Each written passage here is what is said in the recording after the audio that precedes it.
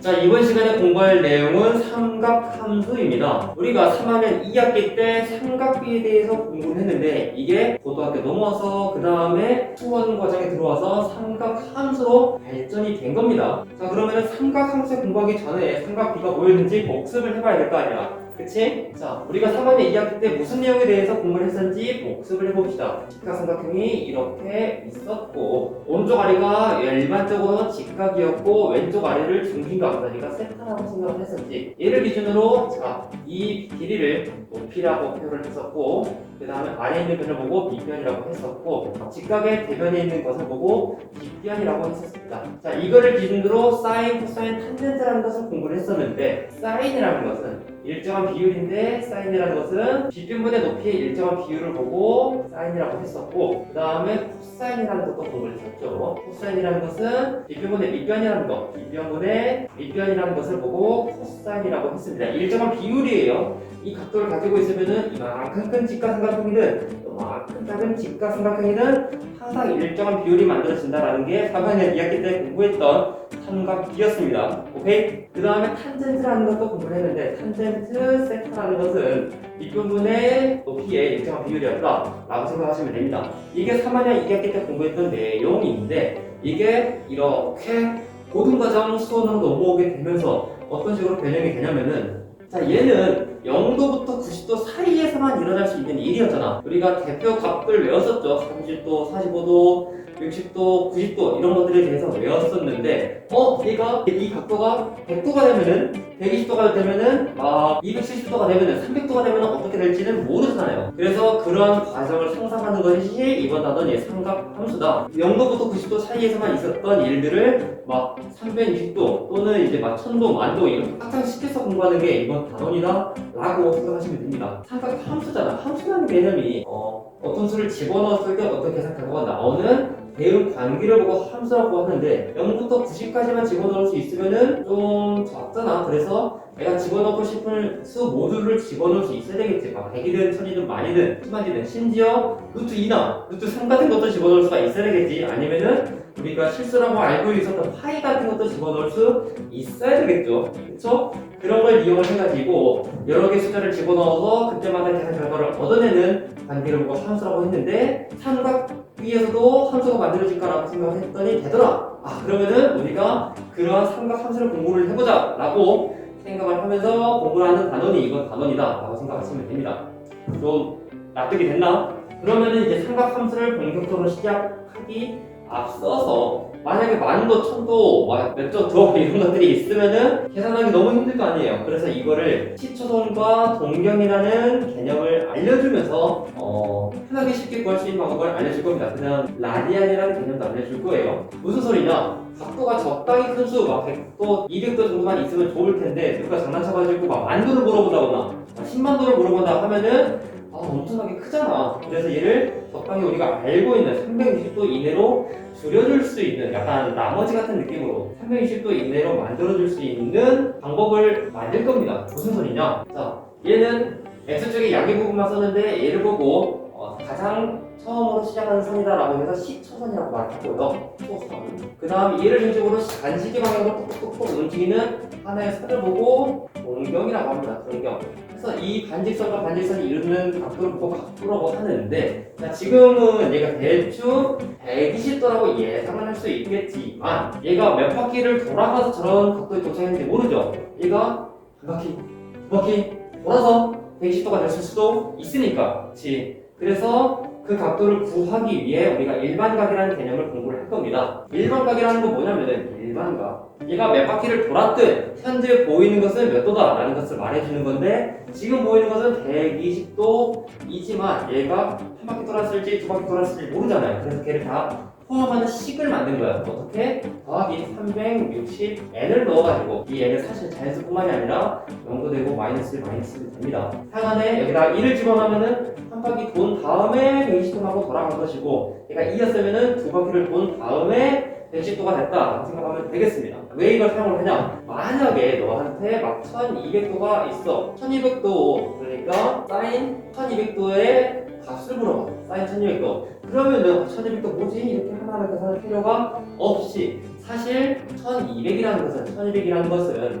120 플러스 360 곱하기 3이기 때문에 1080에서 120을 더하면은 1200이 되기 때문에 얘는 사실 사인 120과 같은 값입니다. 그래서 사인 120을 그냥 구하면 됩니다. 사인 120이 누군지는 아직은 모르지만 아무튼 이렇게 해서 간단한 숫자를 바꾼 다음에 계산을 하는 기본적인 지식을 알고 있어야 삼각함수를 구할 때 조금 편해집니다. 알겠습니까? 그 다음에 라디안이라는 것을 좀 공부를 할 건데 이런 식으로 1200, 몇만, 몇억 이런 식으로 큰 각도가 나오면 너무나도 힘들잖아. 게다가 120이라는 숫자도 그렇게 작은 숫자는 아니잖아요. 수학자들이 이렇게 큰 숫자들을 쓰다 보니까 너무나도 귀찮았나 봐. 그래서 이것마저도 작은 단위로 바꿀 수 있게끔 우리가 하나의 약속을 하자라고 이야기나 토론을 시작합니다. 그렇게 해서 만들어낸 게 라디안이라는 새로운 각도의 표현 방법인데 시작은 이렇습니다. 반지름이 1인 직구리 하나가 있는데 자 중심각, 이 각도를 뭐 중심각이라고 하죠. 중심각하고 그 다음에 호의 길이는 항상 비례하잖아요. 그 다음에 조금 이따 사용할 라디안이라는 개념도 써놓을 겁니다. 자, 만약에 이게 부채꼴이 아니라 한 바퀴 원이었어. 중심각이 360도였다라고 생각하면 그때 호의 길이 사실 원주의 길이가 되겠죠. 그때 호의 길이를 생각해보면은 반지름이 1이면은 지름이 2, 지름이 2면은 원의 둘레는 2파이가 될 테니까 그때 호의 길이는 2파이가 되겠지. 근데 이제 수학자들이 하나의 약속을 합니다. 무슨 약속이냐? 중심각이 몇 도가 될지 모르겠지만 호의 길이가 1이 되었을 때 호의 길이가 1이 되었을 때 그때 중심각을 보고 1라디안이라고 하자라고 표현 방법을 바꾸자라고 수학자들이 협의를 합니다. 아무튼 이렇게 협의를 하는데 중심각과 호의 길이는 서로 비례했었잖아요. 만약에 중심각이 180도였다면 호의 길이는 파이가 된 것처럼 중심각과 호의 길이는 서로 비례하기 때문에 호의 길이가 2파이에서 1로 됐네? 2파이로 나눠진 거지. 중심각도 2파이로 나눠줘야 되겠네? 그래서 2파이분의 360이 될 것이고 얘는 사실 이 2로 약분이 되잖아. 그래서 파이분의 180이 되겠습니다.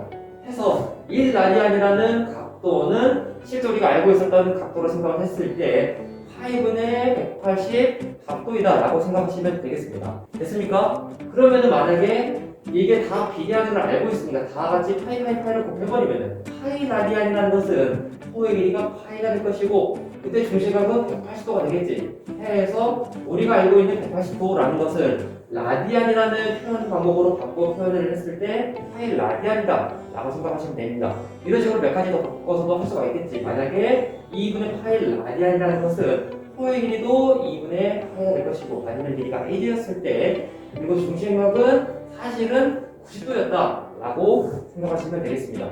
이런 표현을 통해 가지고 이번 시간은 아니고 다음 시간에 이제 삼각함수에 대한 심화적인 내용을 이야기를 할 때 각도에 숫자만 있는 게 아니라 이런 식으로 파이도 표현이 될 테니까 왜냐면은 파이로 표현하면 숫자가 좀 더 작아지고 간단해지니까 그 장점을 이용하기 위해서 우리가 이렇게 사용했다라고 생각하시면 되겠습니다. 알겠죠? 아무튼 삼각함수를 공부하기 앞서서 우리가 다뤄야 할, 알고 있어야 할 기본적인 개념들을 알려줬고 이걸 이용해서 삼각함수를 설명을 해보겠습니다. 좌표 평면이 이렇게 있고 원래 우리가 알고 있었던 삼각함수는 이 1사분면에서의 삼각형이었잖아요. 가로 길이를 x라고 하고 세로 길이를 y라고 하고 이 반지름 길이를 z라고 이야기해요. 얘를 r이라고 잠깐 표현을 해봅시다.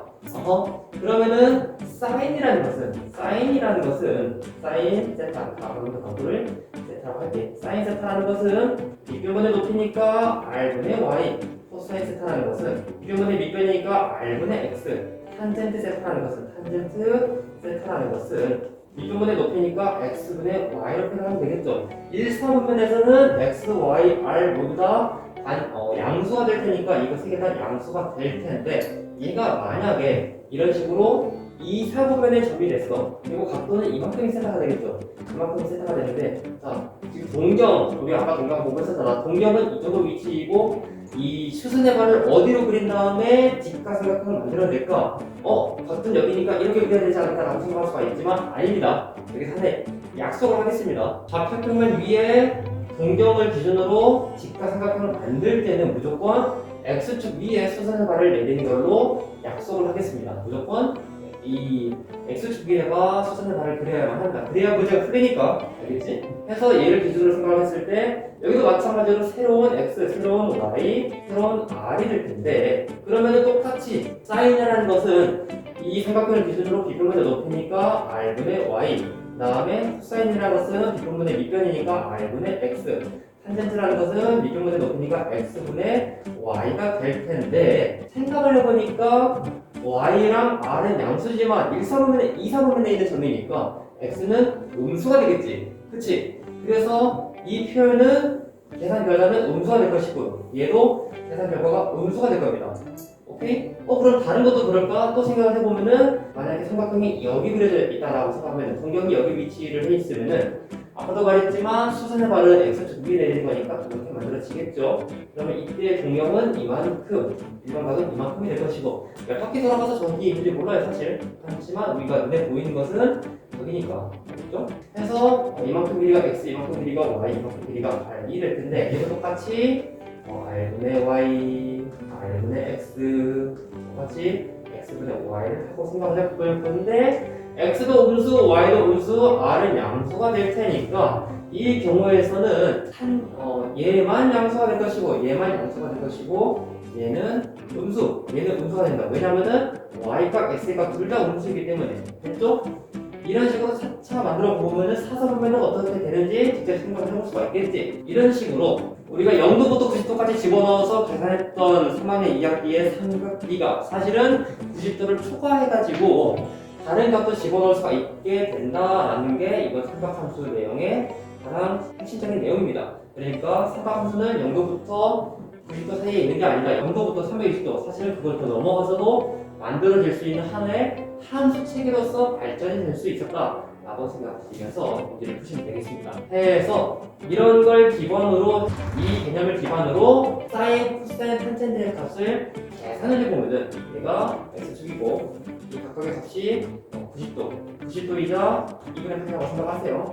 뒤는 10도, 270도, 360도라고 생각해보면 나머지 각각을 볼 겁니다. 여기다가 같이 그릴 거예요? 아니에요. 생각해보면은 자, 사인은 맨 처음 0에서부터 시작을 해가지고 이런 식으로 그래프가 만들어질 것이고 최대값은 1이고 최소값은 마이너스 1이 되겠습니다. 왜 이렇게 되는지는 나중에 우리가 실제로 숫자를 집어넣어 가면서 계산을 해볼 거야.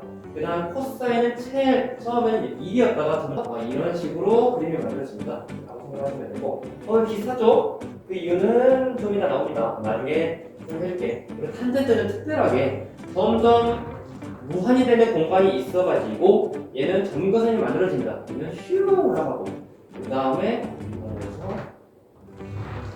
이렇게 슈 만들어진다. 그 다음에 이렇게 만들어진다. 이러한 관계가 만들어진다. 이렇게 해서 삼각함수의 가장 기본적인 내용들을 만들어 봤는데 여기서 공부한 공식들이 무궁무진하게 많단 말이야. 왜냐면은 삼각비랑 함수라는 새로운 개념을 접목해서 뭔가의 개념을 만들어냈으니까 그러면은 그걸 이용해서 만들어지는 새로운 공식들도 많겠지. 사인 제곱 더하기 코사인 제곱은 1이라거나 그 다음에 코사인분의 사인이 사실은 탄젠트였다거나 그 다음에 사인 공식, 코사인 공식 같은 것도 여러 가지 무궁무진하게 나오는데 공부하면 공부할수록 재밌는 내용이니까 싫어하지 말고 잘 공부를 해보시길 바랍니다. 해서 이번 시간에는 3학년 2학기 때 공부했던 삼각비의 복습 그 다음에 그리고 삼각함수를 공부하기에 앞서서 기본적인 개념으로 뭘 해야 되는지 기본적으로 알아줘야 할 일반각과 그 다음에 라디안이라는 새로운 각도의 편이라는 것을 공부를 했고 그걸 이용해서 삼각함수의 일반화 과정 그리고 삼각함수 그림과 어떤 식으로 그려지는지 간단하게 생각을 했습니다. 중간에 궁금한 게 있으면 질문을 하시고 간단한 기능 설명은 여기까지 하겠습니다. 그럼 빠이!